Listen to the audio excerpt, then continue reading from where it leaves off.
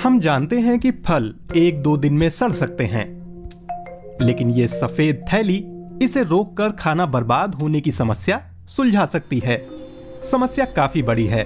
2021 में आई संयुक्त राष्ट्र की एक रिपोर्ट में बताया गया कि भारतीय घरों में प्रति व्यक्ति सालाना करीब 50 किलो खाना बर्बाद होता है, यानी करीब 7 करोड़ टन खाना बेकार चला जाता है। बचा खाना कचरा प्रबंधन की समस्या बढ़ाता है।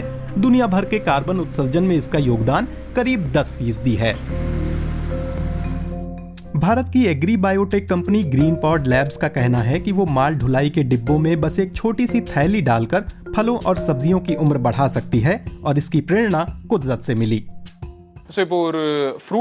जब फल या सब्जी को कमरे के सामान्य तापमान पर रखा जाता है तो उसके सड़ने की आशंका कोल्ड स्टोरेज के मुकाबले 3 गुना ज्यादा होती है। इस लिहाज से देखें तो कोल्ड स्टोरेज बेहतर है, लेकिन उसे बनाने और चालू रखने में बहुत ज्यादा लागत आती है। ये कोल्ड स्टोरेज का नुकसान है।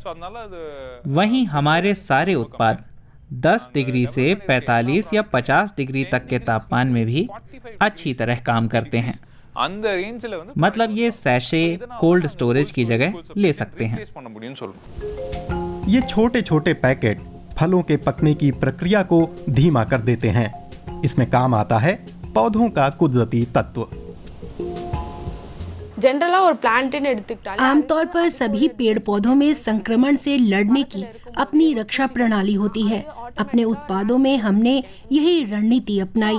भाप बन जाने वाले कंपाउंड्स रक्षा प्रणाली को प्रेरित करते हैं और शेल्फ लाइफ को 2 दिन और बढ़ा देते हैं। ये कुदरती उपाय है। कंपनी ने संयुक्त राष्ट्र के टिकाऊ विकास लक्ष्य को अपनाया है।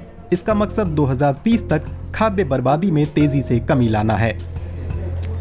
बहुत सारा नुकसान माल ढुलाई के दौरान होता है। ग्रीन पॉड लैब्स ने अंगूर की ताजा फसल के साथ एक प्रयोग किया। ये अंगूर तोड़े जाने के 10 दिनों बाद 32 डिग्री सेल्सियस तापमान पर ऐसे दिख रहे थे। कुछ तो अभी ही खराब हो चुके हैं। और ये रहा एक नमूना जिनमें कंपनी के बनाए सैशे इस्तेमाल हुए। फल सब्जी के परिवहन में विक्रेताओं को 2 स्तरों पर नुकसान उठाना पड़ता है। पहला है माल की खराबी। मान लीजिए कि वो 100 किलो माल की ढुलाई कर रहे हैं, उसमें से 20 किलो माल खराब हो जाता है और केवल 80 किलो माल ही बेचा जा सकता है। दूसरा पक्ष ये है कि बाकी बचे 80 किलो माल में भी वो क्वालिटी नहीं रहती, इसलिए उसकी कीमत भी गिर जाती है। तो विक्रेता को जहां 100 रुपए मिलने चाहिए थे वहां सिर्फ 80 या 90 रुपए मिलते हैं।